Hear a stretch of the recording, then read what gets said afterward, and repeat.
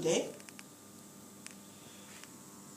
Karin have been invited into this program to come and share with us how we can take care for people like this that I have just mentioned.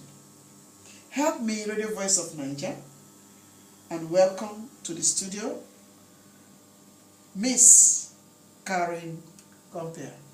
Welcome, please. Thank you, Helen. Very nice to have you.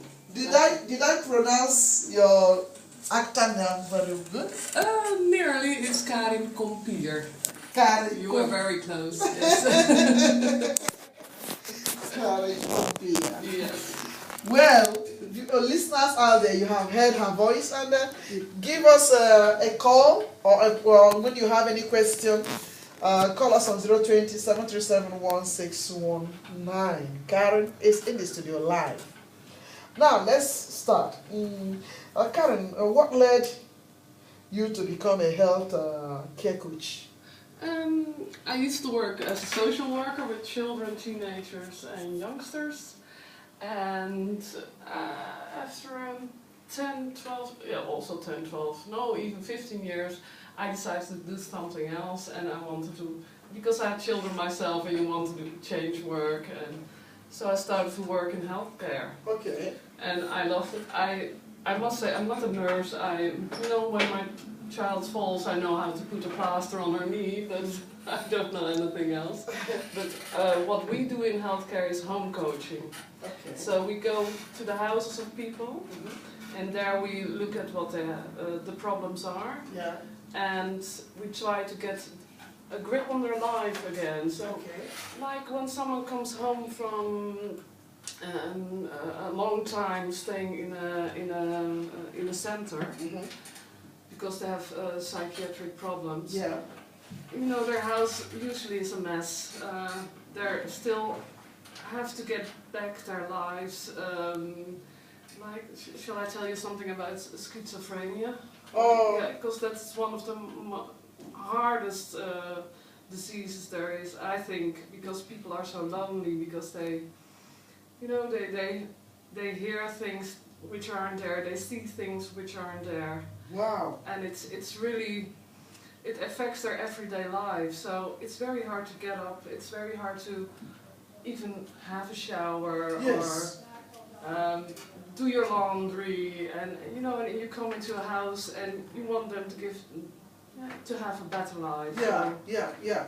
I like to do a dishwashing conversation. Yeah, yes. So yes. we wash the dishes. Yes, together. Together. Yes. We don't have to look at each other all the time, Yeah, okay. which is very hard for some people. Yes. You're standing next to each other and you chat all the time, and you're doing something in the household. So it helps them to get their story out. Yeah. And it helps their household. Yes.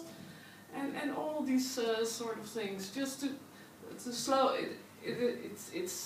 It's not done in a week, it's not done in a month, but to get them their lives back. Yeah. But how did they get to the level of becoming schizophrenic? So that means having a dual nature, is that?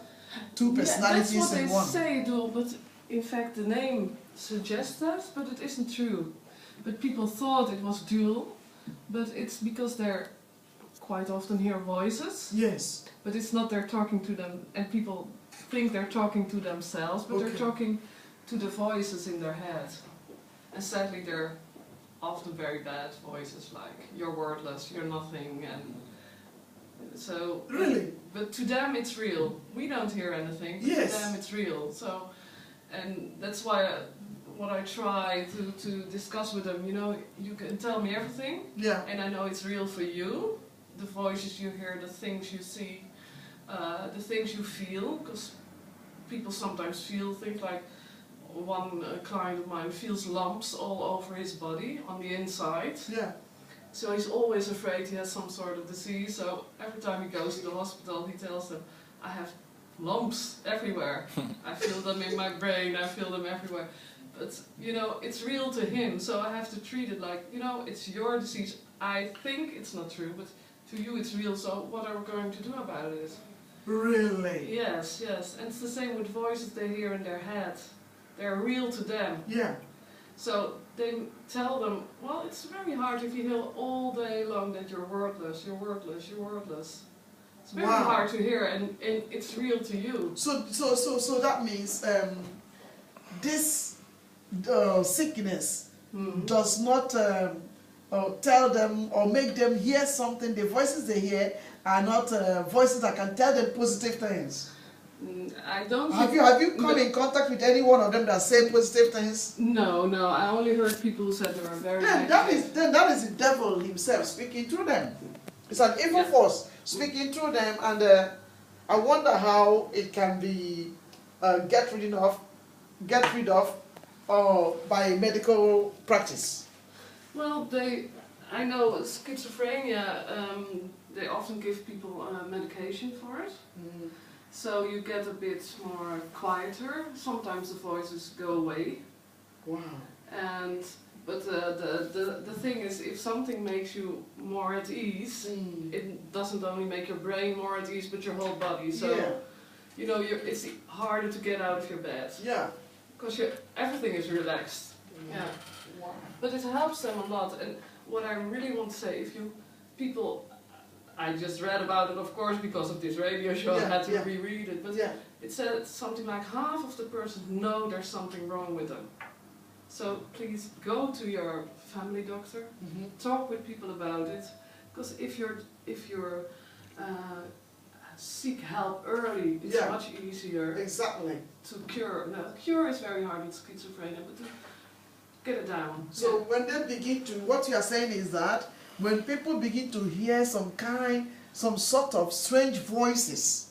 Yeah, or feel because it's the sad thing about this disease is it comes at an early age, around your 18 to 30 birthday. So, you know, you're often in your exams of your puberty or whatever, and everyone feels different then. So it's really hard to recognize it. But please, if you think, I'm really different, I'm seeing things which aren't there.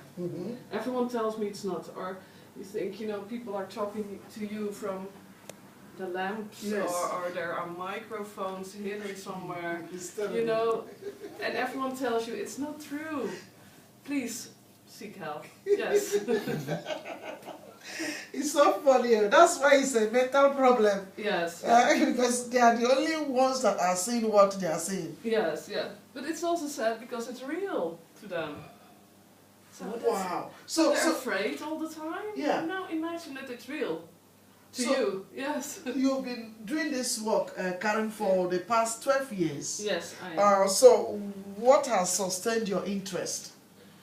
And what do you mean by sustain my interest? What have kept your interest in it? Because having been doing and seeing this sort of people for 12 solid years, it's not an easy thing. So what has been sustaining your interest? Is it that you are excited hearing stories like this, or looking at them saying things that are not real, and then no, because it often makes me sad, but I'm glad that I can help them to make their life a bit better.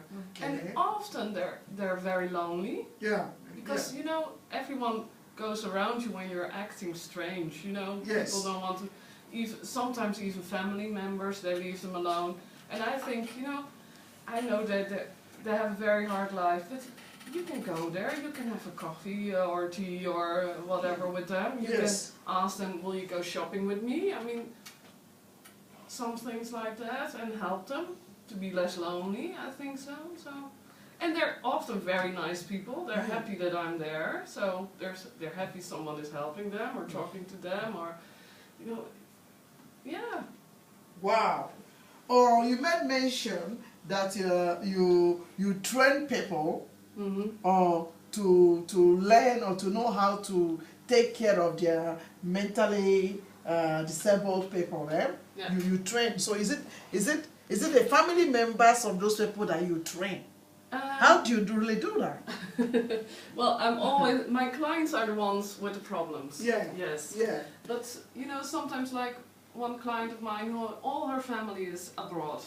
She's the only one living here. So when you have no family, you go to best friends, invite them, or their neighbors, and invite them to come over. And take care of each other, and you know, we see it now because, you know, everyone says people have to do more for their neighbors, for their family. So you're always looking at who are around my clients, yes, and who can help them with, you know, not everyone has to do to come there every week, but if the neighbor notices every day, like they don't open the door or the windows, the curtains are always closed. Wow. You know, so it's very simple.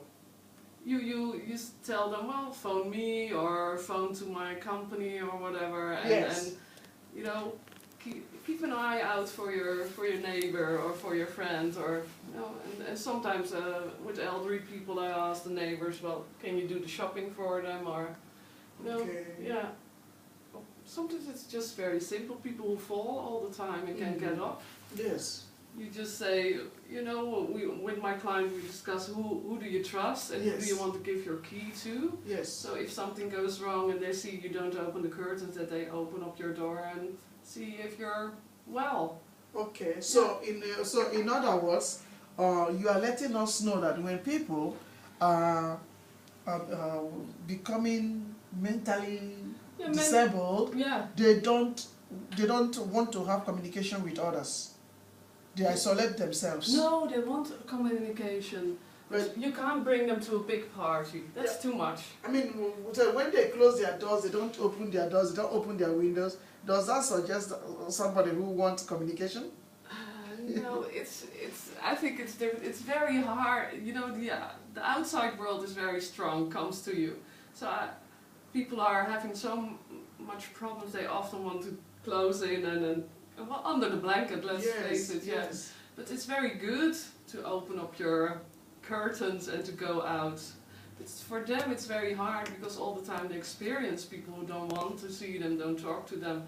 So they're hiding. But that's why I like to go out with them, like we go for shopping, or we bring all the papers to the old paper basket, whatever. Yes. Just to go outside, have some sunlight, which is always very good for you. But not too long. You can't go to a big party. You can't go to King's Day now in Amsterdam. It's too much stress. But just a short walk, and everyone can go for a walk with their neighbors or their family member. Yes. Walking is very good. Yeah, it's true. Yeah, walking and talking, well, it's very easy, we can all do it. So do you do that with them and do they respond?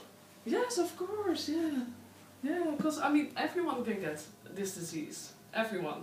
Doesn't matter if you're black, white, doesn't matter if you're living in Europe, Africa, the North Pole, it doesn't really matter. If you're rich or poor, it doesn't matter. Everyone can have an experience like this.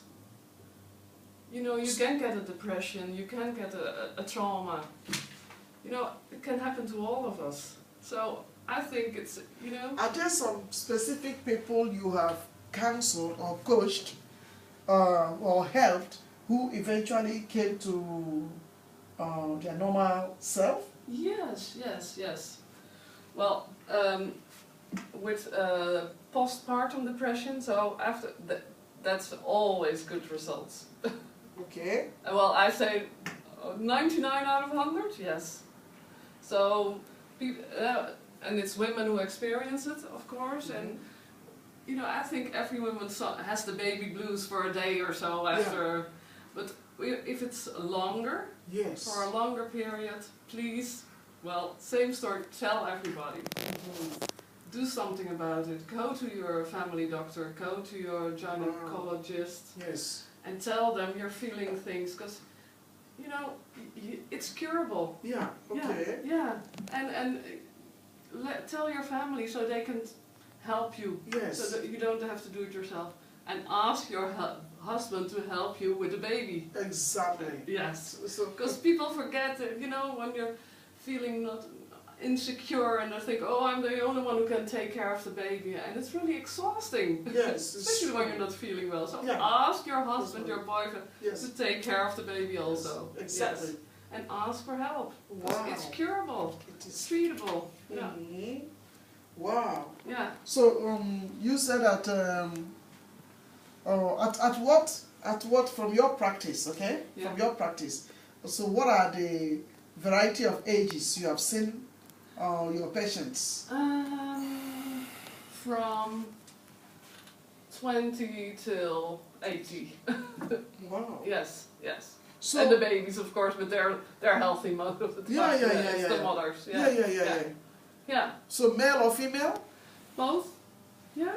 For the men, what could be their problem? What could be the causes of their mental disorderness? Well, it's often stress.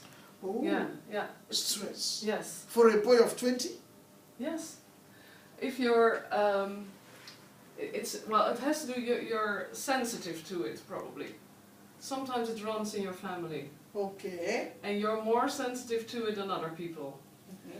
And stress, exams, and think of mobile phones, and you have no money, and you have to pay a big bill. Yeah. And but especially exams, or you have to move, or it can be anything. And when you're sensitive to it, it can happen to you. Yes. Because everyone can. Everyone. Yeah. I mean, you can be in the supermarket and there's someone with a gun to your head who wants the money from the cashier. Okay, so those things can... Yeah. So what do you then consider as a psychiatric problems? Can you say it to our audience so that somebody who is out there listening, in case the person sees anybody or sees any of the symptoms you want to mention now, then they can know, okay, this person is having mental problem. Let me try to assist. So what are some of the things we must see? What do you consider to be a psychiatric problem? Well, it depends, because everyone is different, but people are, for schizophrenia, who are hearing things which aren't there, who are very afraid, who are thinking there are, complots against them, and you're sure they aren't there. Then, talk about it with other people, go to your family doctor, bring the person to your family doctor. And mothers who have, the baby blues for longer than 1 or 2 days, and it stays on. And all the time, the most important thing is if it affects your daily life for a longer time. Yeah. Because everyone is sometimes, I won't say depressed, but in a dip. Okay. Some things can happen to you, and everyone can sometimes feel the blues for a while, but if it affects your everyday life, you don't open the curtains anymore, you don't wash yourself anymore, you don't want to cook, you don't want to eat. Wow. All these sort of things. Yeah. Or you were talking about bipolar disorder, that you're so high. Yeah. Because that's also very... Tell us a little bit about that side, the bipolar. Yeah. What is it all about? I think it's very interesting, but it's people can be, you have some famous people like Vincent van Gogh. He is really a famous person with a bipolar disease. Oh. When you're very high, you're very talented, you don't need sleep, food, whatever. You can go on and on for days until, of course, it's too much for your body and you break down. But people with bipolar disease who are in a manic state, think they can do anything. My client thought he could run here, we have the A10, and if you're going faster than 80 you get fined.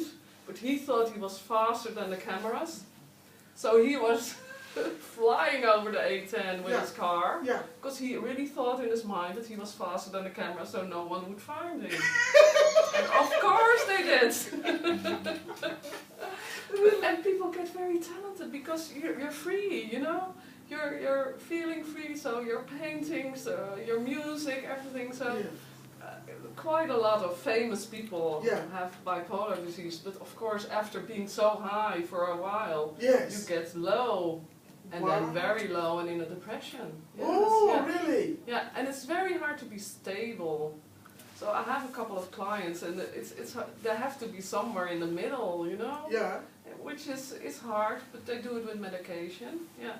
And it's the same for every disease, I think. Not too much stress, going to bed on time, get up on time, eat your 3 meals a day. So let's talk about this bipolar really. Yeah. So they get high. Yes. and then they are just on the high level for how long can they be on the high side? And well, then it depends. Some people it's 2 or 3 days, and it depends how old you are. and when they are low, it can be for a longer time because you're in a deep depression. Yeah. wow. Yeah. So I think I should know somebody who is this way, because when this person comes up now, the person can promise, give you so many ideas. Yeah, yeah. So many ideas. Yeah. Oh, can we do this? Can we do that? Can we do that? And then after 2 days, he goes too low. He can't even pick up his phone anymore. Yeah. And then you go about wondering, how come this person? Yeah. I thought this guy brought this sort of project so that we can do. Yes. And Yeah. now I Yeah. can't find this person anymore. And he's hiding in his house with the curtains closed. Exactly, not picking up phone too. Yeah. Yeah. Oh, then that's a bipolar problem. Yeah. It could be. Yes. Yes. Yeah, I think so. Yeah. Because most of them are very creative. So, Wow. you know, when you're high, you're more creative than The normal people. Yes, Yeah, it's yeah, true. Yeah. And they have great ideas. Yes. Yes. Yeah. Wow. Yeah. Well, somebody out there listening to this broadcast, in case you find yourself or you find your neighbor or somebody that you know having this sort of dual personality or having the schizophrenic nature of personality, whereby things are talking in their heads and then they're feeling things working in their body and only them feel it, other people don't see it, then give us a call right now on the studio line 020-737-1619. We have an expert who have been taking care of this sort of people for the past 12 years. Karin Compair is in the studio today, live here, to handle some of these intricate questions that you are going to bring pertaining to mentally disabled. How to take care of them should not be a problem anymore. That's what she is trying to let us know. We have experts, and actually you also coach the family members, isn't it? Yes, I do. Yeah. Yeah. And just telling them, you know, take care of your brother, sister, your mother, your father. Yes. Take care of them. Yeah. Go and walk with them. Go to the supermarket with them. Yeah. Short walk. You don't throw big parties for them. It's too much quite often. It's the same when you're, you know, when you're sick. Yes. When you have the flu. Yeah. You like that people come by or say, can I help you? Can I do the shopping? Or can I get your children from school? Yeah. But you don't want them to throw you a party when you have the flu. No. So, you know, it's more or less the same. Wow.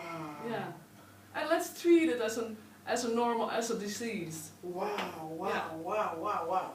Okay, we're gonna take a short break right now, and then we come back again to you.